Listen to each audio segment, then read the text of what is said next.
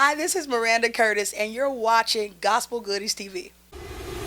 Gospel Goodies. Gospel Goodies. Gospel Goodies. This is Gospel Goodies. As a child, I was shy. I have other musical siblings. My parents are musical, and I had a sister that actually wanted to be the singer. As for me, I was supposed to be in the military and retire and travel the world. I always knew that I had a voice, but thanks to my mom, she always stayed on me about singing. And I appreciate her for getting on my nerves and pressuring me. Little do people know, I was not raised in church. I came from a family of R&B. My parents sung R&B, and so my approach to music, my approach to gospel, may be a tad bit different from what others would think, because my upbringing was R&B and jazz. So I've been singing jazz since I was 10 years old, I want to say. I was always a peculiar child of 7, middle kid, and we know how that middle child syndrome can go. But I always, out of all of my siblings, I stood out like a sore thumb. And it was because I started singing in church over and over again, and that was even before I had a relationship with God. I knew I had a gift, and it wasn't until about 20 years old, when I actually planted myself in a church, that I realized that it was beyond singing. This is really a call. This is really a call to the kingdom. So it was thanks to my pastor, Mamie J. Harris, then now Mamie J. Smith, that groomed me for that. I heard the voice of the Lord. I thought maybe, I'm not qualified for it, but I knew what I heard, and he used her to help me pull those gifts out. So born in Florida, left Florida when I was 12, raised the rest of my years, I'm a Georgia girl. And now I'm in Texas. I led worship for 5 years for Pastor John P. Key.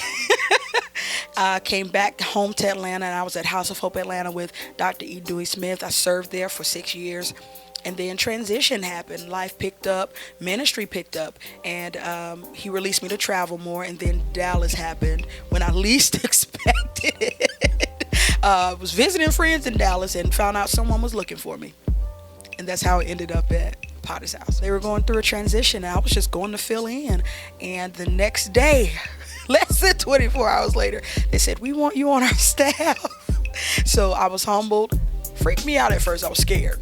I was mid-chew. I was eating a sandwich when I got that message. And when I read it, I lost my appetite. I wanted that sandwich too. Oh, I really wanted it. But but it happened, and I said, you know what? I'm going to pray about it, and God released me to go. And it's been an uphill journey from there. Worship is what we were created to do.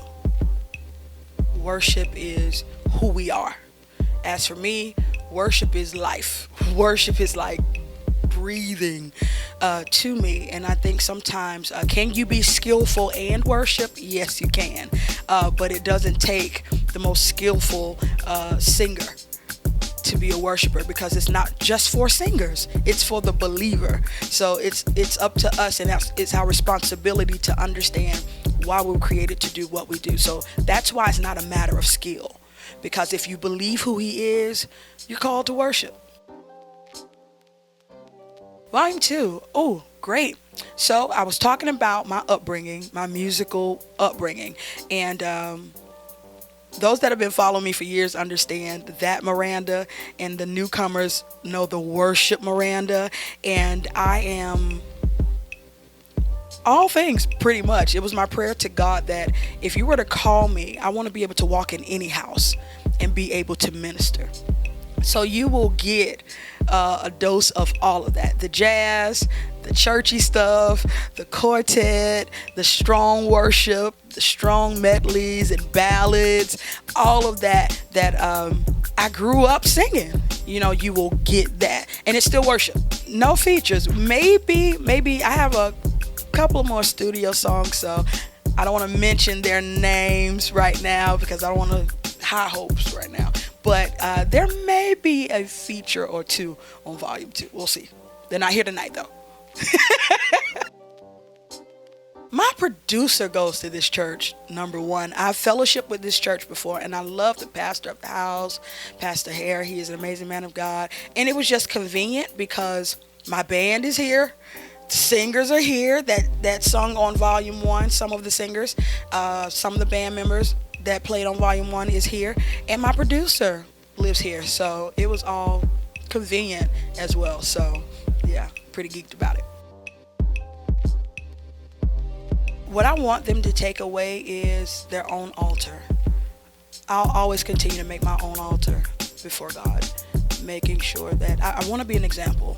But what I want them to take away from tonight is God is the God of miracles, signs, and wonders. And I need them to leave here knowing that God can do the impossible.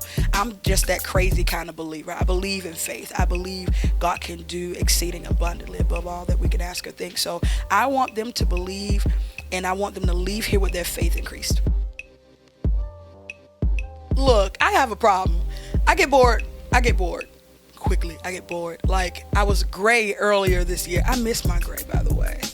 But I moved to another state, new stylist. I said, hey, let me go back dark. I just make it I make it mandatory. Because I just believe in presenting excellence. And I'm comfortable with my own authentic self. So what may work for some may not work for me. And what may work for me may not work for some. I like weird hairstyles. I like, one day if I want hair, I'll have hair. One day if I don't, snatch it out. But that's just the way I roll. But I always want to be presentable when I go before the people.